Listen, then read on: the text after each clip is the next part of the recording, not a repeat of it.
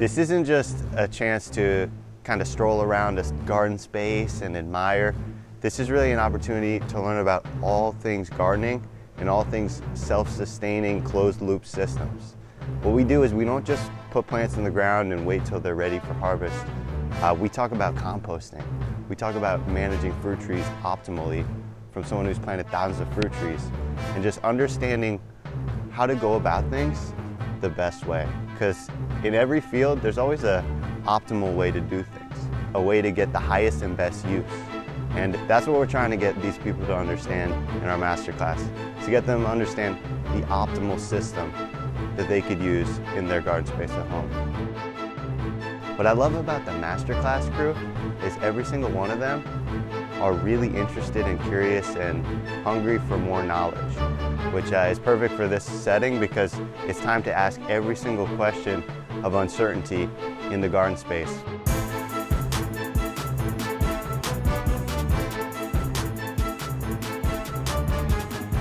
If you come to this masterclass, you're gonna learn how to grow food. You're gonna learn how to do whatever you want. Jack can answer any of your questions. It's been great. Hey, what's up guys? So I'm here in my tree nursery. This is where I have all my fruit trees. So we have a lot of mangoes and avocados and really just subtropical trees that we can grow here in Florida that we're really, really lucky to be able to grow.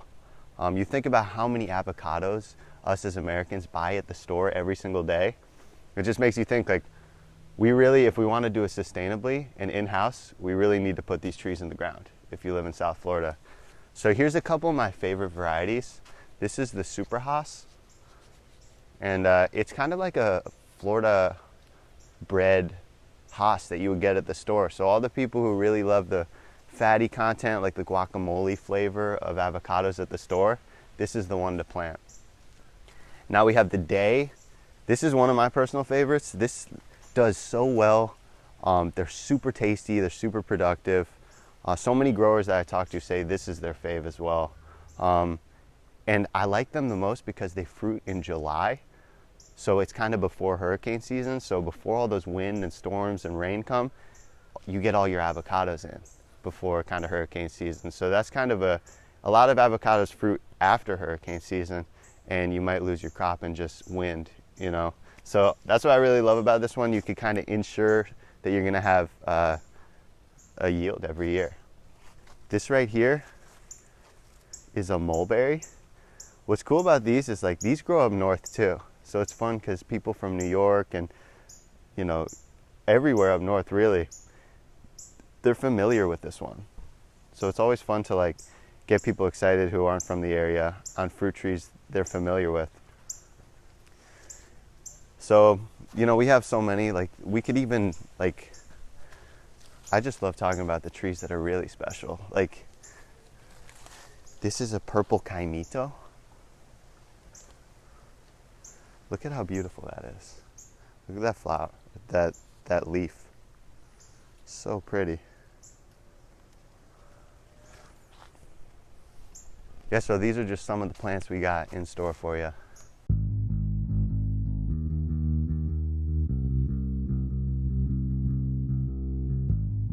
This masterclass has been very transformational.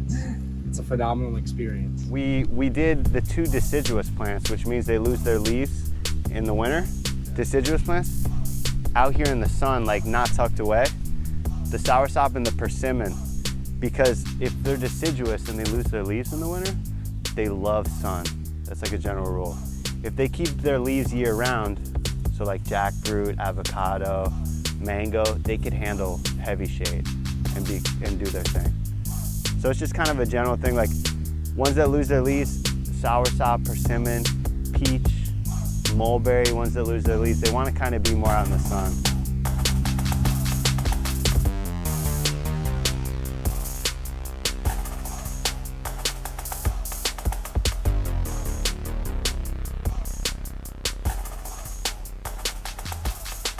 It brings beneficial predators that kill the bad bugs, the aphids and stuff. They kill your kale plant and it's like a garden pest. These bring in the predators that kill those aphids. That's why we don't really have a lot of pressure at the farm, because we have a lot of these plants.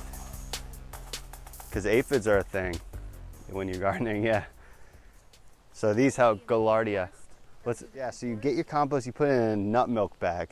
You need purified water.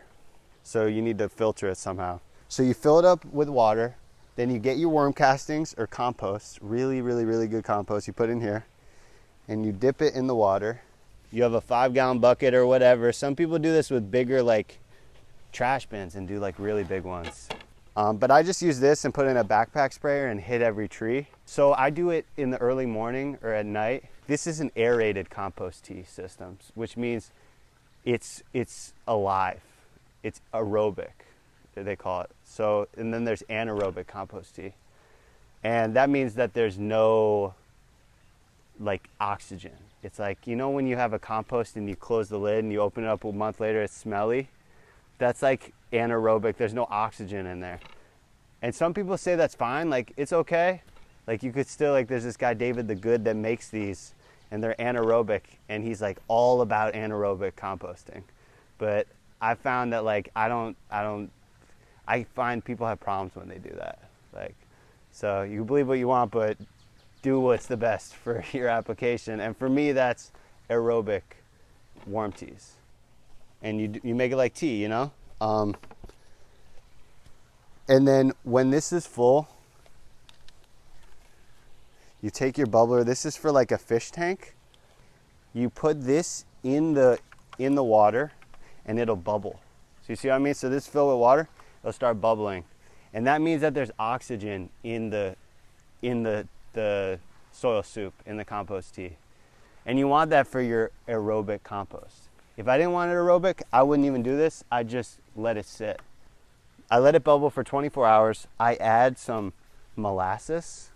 This is like sugars that the microbes could live on and multiply. So I'm gonna make like a super potent batch of compost in liquid form by feeding them for 24 hours. And they'll just multiply and make like super potent fertilizer. This helps too, humic acid. This comes from compost. So this is just an ingredient in compost, but it's like super, get it from like chicken compost, I think.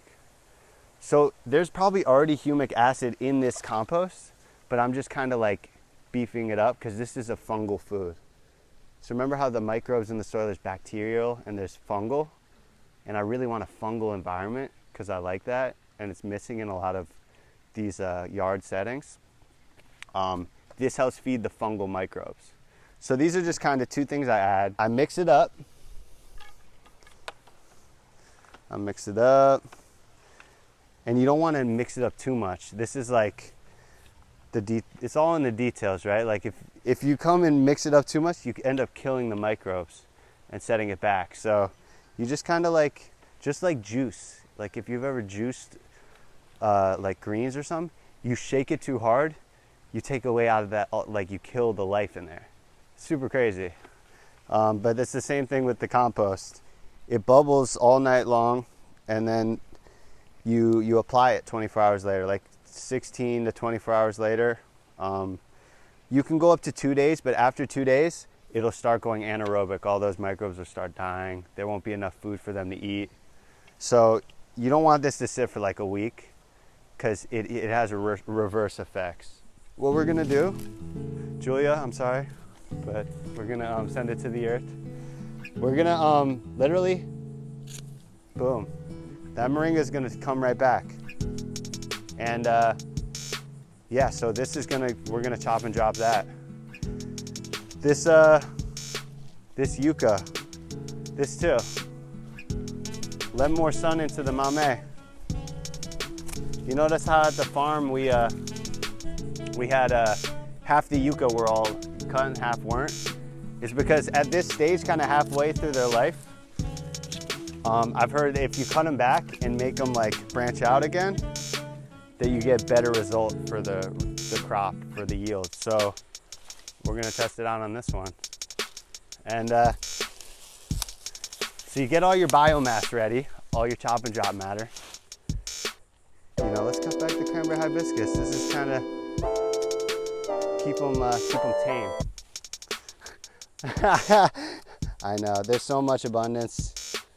I know it's hard to see, but we're feeding our bananas, that's what we're doing. So, and then this one right here, this is fixing the nitrogen. these get massive. So in order to not let them get massive and keep them tame, we're just gonna cut it way back.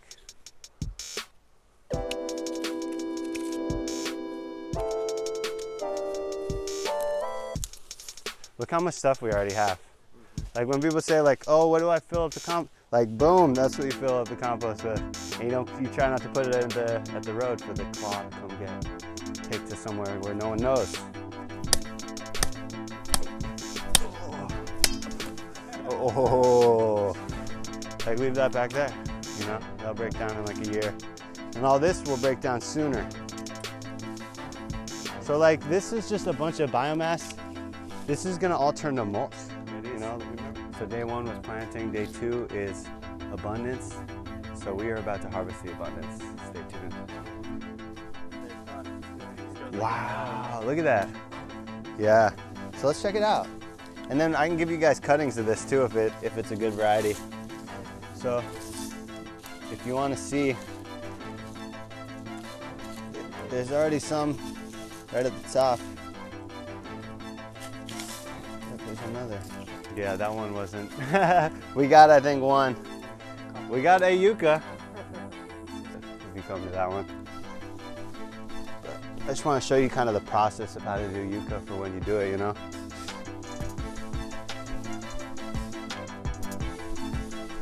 I just want to see if I can get it clean.